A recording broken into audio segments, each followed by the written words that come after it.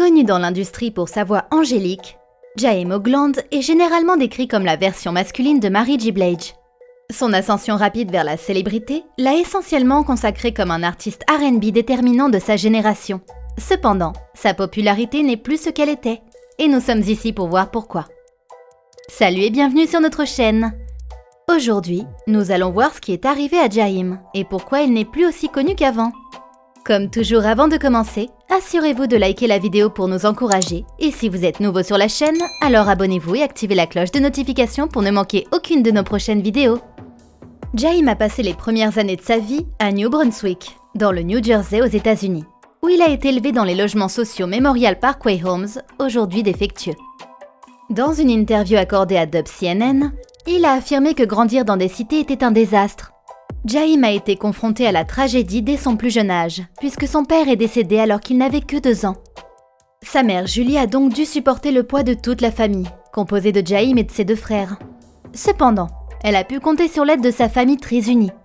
L'un de ses soutiens est le grand-père de Jaheim, Augie Lanz, un chanteur de soul bien connu. Poursuivant son interview, il a révélé qu'il s'était attiré beaucoup d'ennuis lorsqu'il vivait dans les foyers, et que cela provenait en grande partie du fait qu'il essayait d'imiter les personnes plus âgées du quartier. Cependant, lorsque les choses ont mal tourné et qu'il s'est retrouvé enfermé pour une accusation, il a commencé à regarder la direction que prenait sa vie et a décidé de la changer pour le mieux. La situation de Jaheim s'est stabilisée avec l'entrée de la musique dans sa vie. Un jour, Jaheim s'est rendu dans un studio d'enregistrement local avec quelques amis. Juste pour s'amuser, il est entré dans la cabine et a chanté une version de Never Too Much de Luther Vandross sur un rythme de club. Toutes les personnes présentes dans le studio qui ont pu entendre la performance en direct ont adoré chaque seconde. Jaheim a ensuite envoyé une déclaration à Essence, racontant que c'est à ce moment-là qu'il a décidé de laisser les foyers et les rues derrière lui, afin de pouvoir se concentrer davantage sur l'amélioration de sa musique. À l'âge de 15 ans seulement, il s'est retrouvé sur scène. De toutes les scènes qu'il a pu faire, il a interprété la chanson de Luther Vandross, A House Is Not a Home, à l'Apollo Théâtre, et a même été couronné 3 fois vainqueur. Il s'agit là d'une démonstration de compétences très impressionnante pour un jeune homme de 15 ans qui a grandi dans les cités. C'est à ce moment de sa vie qu'il a cru qu'il allait réussir, car de nombreuses personnes lui ont tendu la main pour qu'il signe avec leur label. Cependant, aucun des contrats en circulation n'a fonctionné pour lui. Alors qu'il se débrouillait bien, la tragédie a frappé à nouveau. Cette fois-ci en faisant vivre à Jaheim la chose la plus difficile à vivre pour un enfant, le décès de sa mère Julie. À cause de ce traumatisme, Jaheim est retombé dans son ancien style de vie, se faisant enfermer à plusieurs reprises par la police, et ce comportement s'est poursuivi pendant 6 années consécutives. La vie de Jaheim a donc véritablement changé, lorsqu'une de ses démos musicales a été entendue par DJ KG de Naughty by Nature. Il est si impressionné que Jaheim est immédiatement signé dans son label, Divine Mill Records. Sous ce label, il a sorti son premier album studio intitulé Ghetto Love en 2001. Il s'est imposé auprès du public comme un artiste unique en son genre, connu dans le monde entier pour sa voix soul, ses vêtements amples et ses chaînes en diamant. On a fini par lui donner le titre de The Thug of R&B. En 2002, il sort son 2e album studio intitulé Still Ghetto. Cet album comprend l'une de ses chansons les plus célèbres, devenue disque de platine, intitulée Put That Woman First. Jaheim a déclaré que cette chanson était inspirée de toutes les relations qu'il a vécues et de toutes celles que sa mère avait dû traverser. Les fans ont été séduits par les paroles brutes de sa musique, et la voix puissante qu'il a utilisée pour les transmettre n'a fait que renforcer cet amour. Inutile de dire que les fans se languissaient d'attendre la sortie de son 3e album studio. Même si c'était la meilleure occasion pour Jaheim de faire un home run et de fournir un 3e album studio incroyable, la vie s'est mise en travers de son succès. Le 14 juin 2004, Jaheim se trouvait à Hillsborough Town dans le New Jersey, devant une supérette 7-Eleven.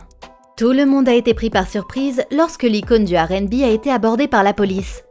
Il a été inculpé sur place pour avoir eu moins de 50 grammes d'une substance illicite dans sa voiture, ainsi que pour ne pas avoir obéi aux officiers et leur avoir résisté. Après tout cela, il a été condamné à 90 jours de prison. Cependant, en 2005, Jaheim fit appel, ce qui amena le juge à rejeter l'affaire, car il révéla que l'agent n'avait pas le droit de fouiller son véhicule.